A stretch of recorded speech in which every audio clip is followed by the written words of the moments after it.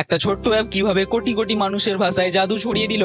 হ্যাঁ, এটাই কুকু এফএম এর গল্প, যেখানে স্বপ্ন ছিল নিজের ভাষায় শোনার অধিকার ফেরানো। 2018 সালে তিনজন তরুণ লালচাঁদ বিশু, বিকাশ গোয়েল এবং বিনোদ কুমার মিনা একটা স্বপ্ন নিলেন।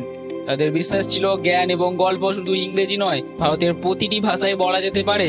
আর সেই ভাবনা থেকে জন্ম নিল কুকু এফএম। শুরুতে চলছিল ছোট্ট টিম নিয়ে, কিন্তু তাদের দৃষ্টিভঙ্গি ছিল অসাধারণ। তারা এআই এর ব্যবহার শুরু করে কন্টেন্ট বানাতে শুরু করলো।